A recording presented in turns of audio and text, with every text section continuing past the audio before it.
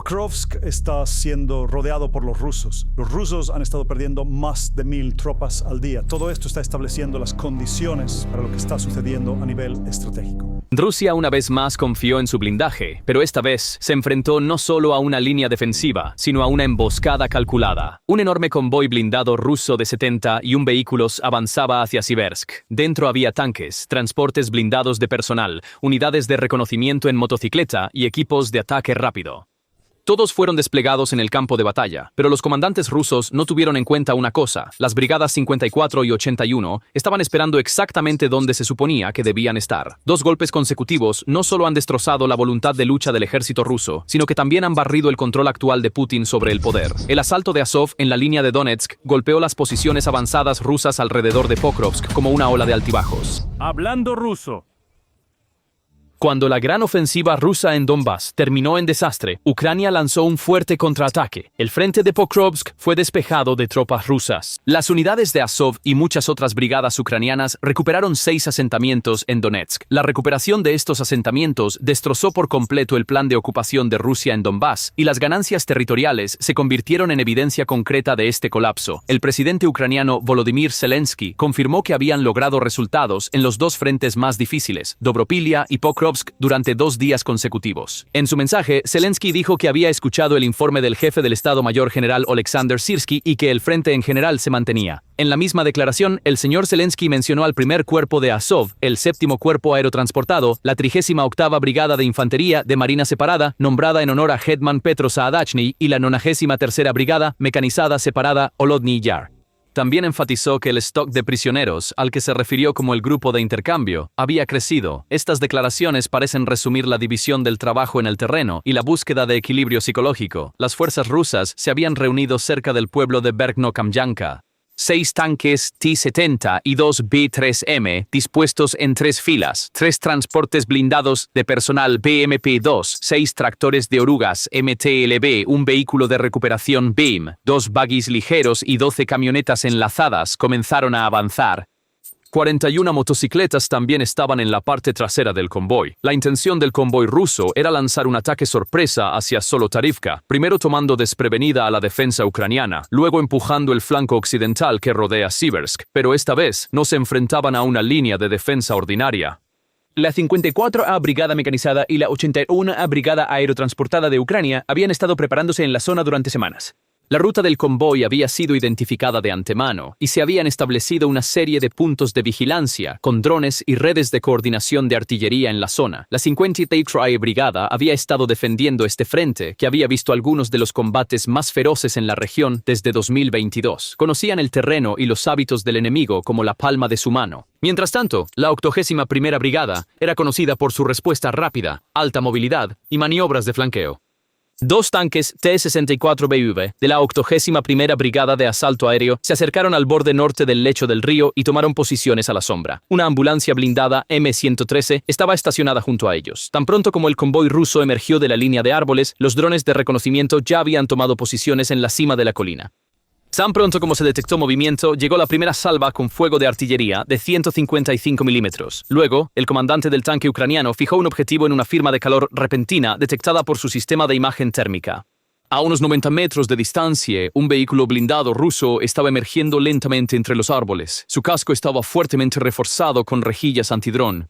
Este era un T-70 y 2 B-3 con mejoras de armadura improvisadas. Para proteger al T-70 y 2 de aproximadamente 46 toneladas y a su tripulación de 3 personas, las rejillas fueron soldadas a la estructura superior, junto con paneles de acero adicionales. La protección de la armadura fue reforzada con armadura compuesta y sistemas de armadura reactiva explosiva, Contact 5. Mientras este refuerzo estaba destinado a protegerlo de ataques aéreos FPV, esta vez, la muerte no vendría del cielo, sino del cañón del arma opuesta. El francotirador ucraniano rápidamente hizo sus cálculos. El cañón de 125 milímetros del T-64BV estaba cargado con un proyectil HEAT. El punto ciego del tanque ruso era el área de la cúpula en la parte trasera izquierda, donde no había refuerzo de armadura. Después de un momento de silencio, se apretó el gatillo. El proyectil impactó en la estructura superior del tanque ruso, justo debajo de la torreta. En el momento de la explosión, la torreta fue lanzada a un lado y la torreta misma saltó medio metro hacia arriba. Sin embargo, el golpe fatal no fue este. A pesar del fuerte impacto, el vehículo logró maniobrar hacia atrás, forzando su motor. El daño era crítico, pero la tripulación seguía dentro. El tanque ruso solo podía alcanzar una velocidad de 50 km por hora en el terreno difícil.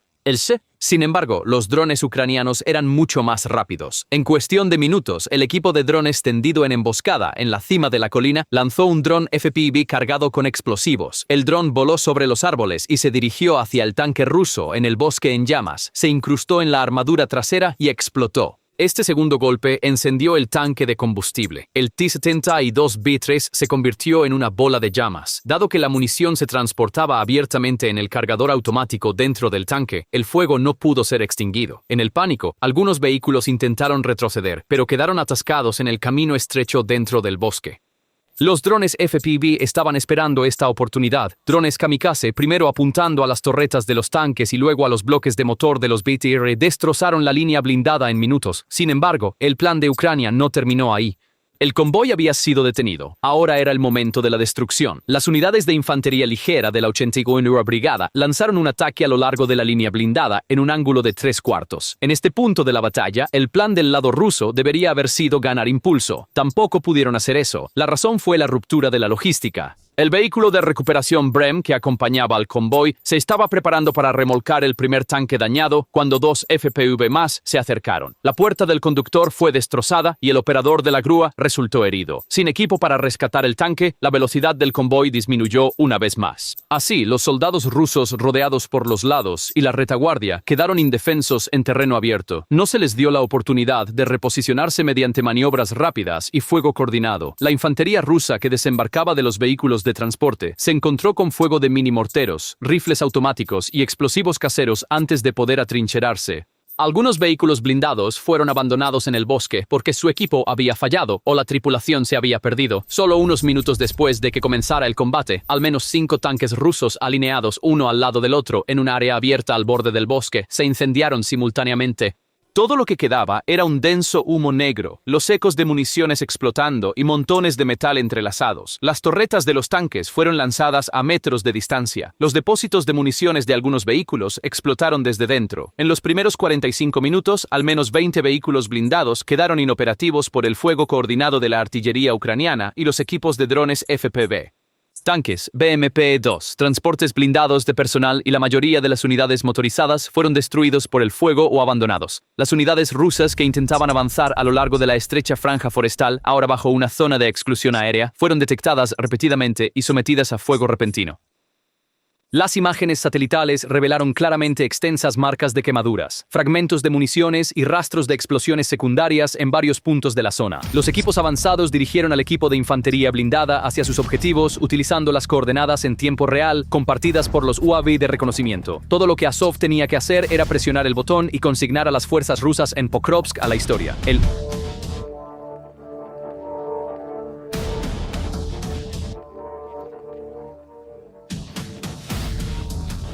Ataque coordinado visto en las imágenes de drones golpeó simultáneamente las entradas de trincheras rusas, puntos de suministro y nidos de ametralladoras en el área. El fuego se mantuvo sin interrupción y las transiciones entre posiciones se completaron antes de que se desarrollara el contrafuego. En minutos, se aseguraron posiciones en 2 puntos separados y las rutas de escape de las fuerzas rusas obligadas a retirarse en Pokrovsk fueron bloqueadas por la segunda ola. Elementos de Azov utilizaron drones como pantalla de fuego y reconocimiento sin dejar expuesta a la columna de infantería. La descripción en el terreno mostró lo siguiente sin exageración: coordenadas, duración, precisión, disciplina. Tan pronto como se rompió la primera capa de defensa rusa en Pokrovsk, los equipos de sabotaje en los sectores de flanqueo tuvieron que cubrir su retirada con humo. El ataque se centró en cortar y estrechar el saliente ruso existente en lugar de abrir una nueva brecha en la línea de defensa. Así, el primer movimiento de Azov no se dirigió a la anchura de la línea, sino al espacio de maniobra de las fuerzas rusas. De hecho, antes de todas estas operaciones, el eje Pokrovsk-Dobropilia parecía ser una oportunidad táctica para los rusos a mediados del verano, pero produjo debilidad cuando no pudieron mantener su ritmo. Las actualizaciones del ISW registraron que Ucrania había ganado terreno alrededor de asentamientos clave como Volodymyrivka y Mikhailivka. Fuentes de medios globales informaron que los contraataques ucranianos cortaron 2 puntas rusas alrededor de Pokrovsk y empujaron la línea hacia atrás. Esta imagen mostró que el plan de amplio cerco del ejército ruso en Pokrovsk-Dobropilia se había resquebrajado y el saliente se comprimió en un bolsillo estrecho. La presión simultánea aplicada por Azov en los flancos norte y sur de la línea de Pokrovsk acortó la ruta de las tropas rusas y puso en riesgo los cruces fortificados. Las fuerzas ucranianas llevaron a cabo la batalla en el bolsillo con una lógica de despejar y bloquear, dejando a las olas de ataque avanzadas sin logística. Los ataques de precisión de largo alcance se trasladaron a depósitos y áreas de concentración en la retaguardia. Esto interrumpió el ritmo de combustible, municiones y evacuación de la línea delantera. La presión controlada en lugar de un avance rápido redujo las pérdidas mientras se consolidaba el terreno. Este método se alineó con el objetivo de privar de opciones a las fuerzas rusas cercadas. Informes de campo y anuncios oficiales señalaron que un grupo de 6 asentamientos en Donetsk fueron liberados o ingresados por las operaciones del batallón Azov. El núcleo triple directamente confirmado fue Zeleny High, Mikhailivka, Volodymyrivka y una contraofensiva para Novomikhailivka se reflejó en el terreno. Además, las ganancias posicionales del ejército ucraniano alrededor de Novokonostablev y las entradas tácticas en Mirne ingresaron en informes de OSINT y corporativos. Este grupo se tejió con ganancias sucesivas y conectadas en puntos en lugar de un gran salto único. Cada asentamiento ganó importancia no en terreno abierto, sino a través de redes de carreteras y elevaciones locales. Por lo tanto, el término 6 asentamientos describe el efecto acumulativo de pequeños nodos que forman una franja en el mapa militar. El punto clave es que estos nodos colectivamente constriñen el espacio de maniobra norte-sur de Pokrovsk. Así, las nuevas posiciones avanzadas del ejército ucraniano se convirtieron en una base para la siguiente capa de alcance. El mando ucraniano también enmarcó este avance no como una ofensiva amplia, sino como una recuperación limitada pero orientada a objetivos. Esta definición impone un ritmo sostenible y un realismo logístico a la fuerza. Mientras tanto, el papel de Azov no fue solo un asalto en primera línea, sino la construcción de un corredor de reconocimiento cercano y destrucción cercana centrado en drones. Vídeos de fuentes de la Guardia Nacional mostraron claramente momentos en que el batallón Azov dispersó grupos de asalto rusos con drones FPV en el sector de Pokrovsk. Estos videos revelan cadenas de destrucción a escala minuto a minuto, enfocadas no en elementos blindados rusos, sino en pequeñas unidades reunidas en áreas abiertas. Al mismo tiempo, se vieron cámaras IR y EO marcando entradas de refugios subterráneos. Este marcado se completó no con ajustes clásicos de artillería, sino con las decisiones finales de aproximación de los FPV. La diferencia más clara observada en el terreno fue la velocidad de coincidencia de objetivos a través del uso compartido de canales por parte de los operadores de UAV y la infantería.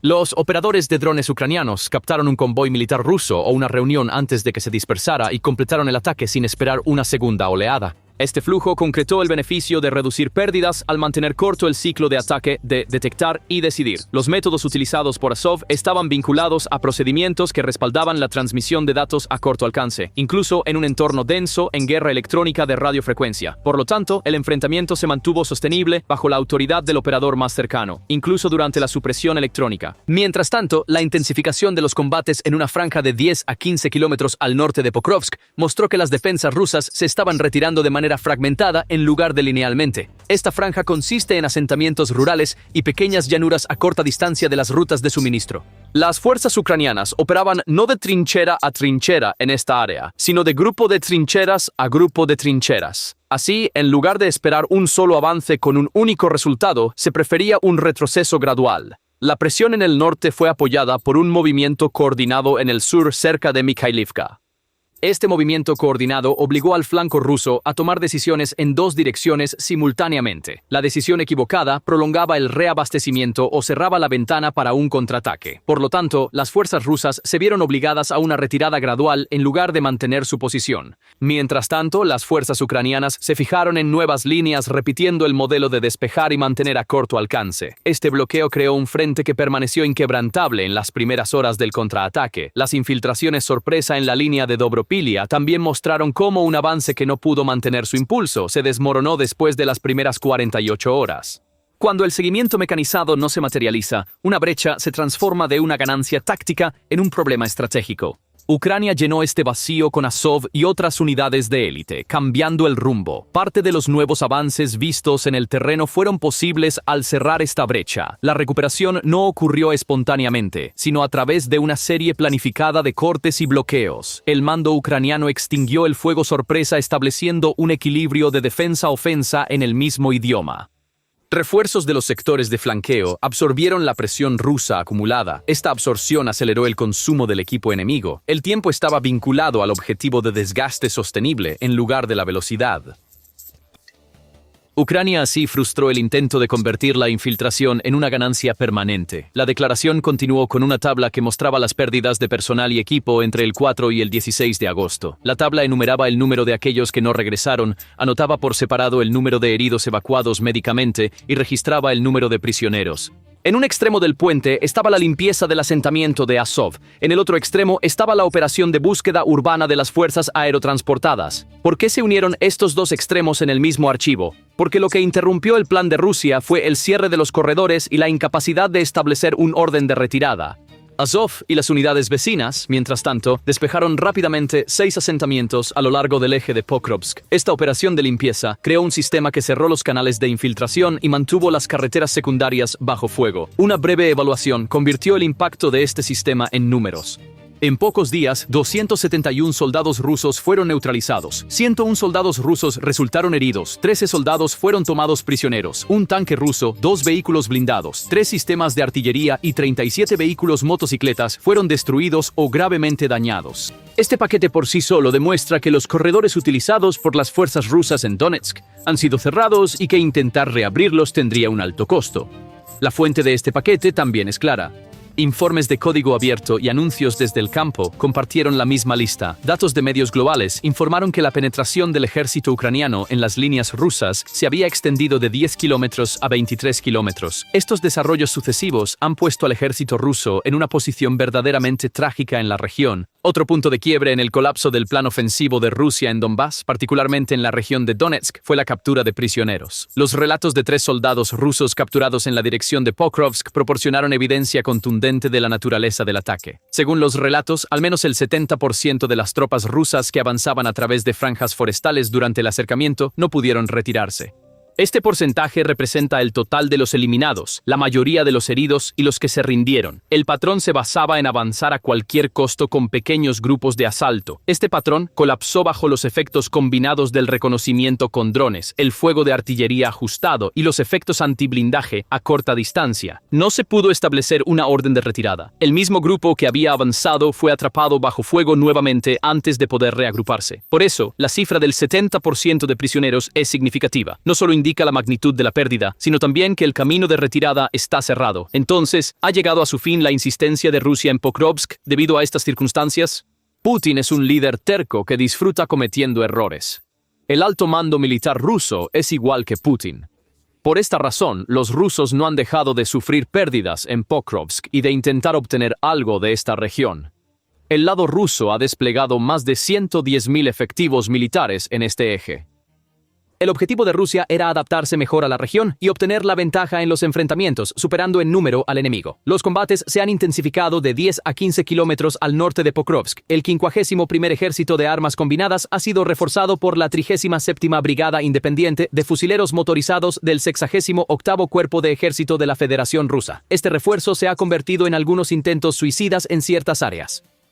Detrás de toda esta presión estaba la búsqueda impulsada por el calendario político de Rusia de una exhibición. Tras las conversaciones de Alaska, es probable que la parte rusa buscara un resultado positivo. Sin embargo, el reciente desempeño de las fuerzas rusas en las líneas del frente de Donbass terminó fatalmente en la región de Dobropilya. La analogía de las arterias principales siendo cortadas encontró su lugar en la narrativa de este campo de batalla. El proceso concluyó con la limpieza de franjas forestales y ubicaciones intermedias. La protuberancia que creció con advertencias del estado profundo se convirtió en un expediente cerrado en pocos días. Esta serie amplió la brecha entre el plan y la realidad sobre el terreno.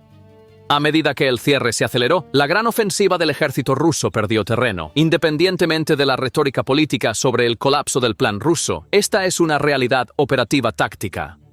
Las fuerzas ucranianas utilizaron fuego de contrabatería y sistemas no tripulados juntos para mantener una presión ininterrumpida sobre objetivos móviles en esta sección. El fuego de contrabatería limitó el movimiento de las unidades de artillería y puso en riesgo las líneas de suministro protegidas de las unidades blindadas. La contención de los grupos de asalto de infantería en franjas forestales fue posible gracias a la cooperación de unidades de reconocimiento aéreo cercano y vigilancia terrestre. Esta cooperación cambió la ecuación del campo de batalla en contra de las fuerzas atacantes y resultó en pérdidas adicionales durante la fase de retirada y desintegración. La imagen final a lo largo de la línea Dobropilia-Pokrovsk demuestra la efectividad de la estructura de defensa flexible, repetitiva y apoyada por reconocimiento de Ucrania. Esta imagen también revela la debilidad de la planificación rusa, a saber, la dificultad de sincronizar diferentes unidades en el mismo saliente en un corto periodo de tiempo. Desde la perspectiva de Ucrania, este resultado ha tenido un efecto tan significativo como las ganancias territoriales directas, socavando la narrativa preparada por el adversario. La mención de formaciones como Azov, el Séptimo Cuerpo, la 38ª Brigada de Infantería de Marina y la 93ª Holodny Yar subraya la naturaleza colectiva de este efecto. Mientras tanto, hay una campaña de donación para Ucrania por United 24 en la descripción del video. Si quieres participar en la lucha por la libertad, estamos esperando tu apoyo. Estamos esperando tu apoyo. Estamos esperando tu apoyo.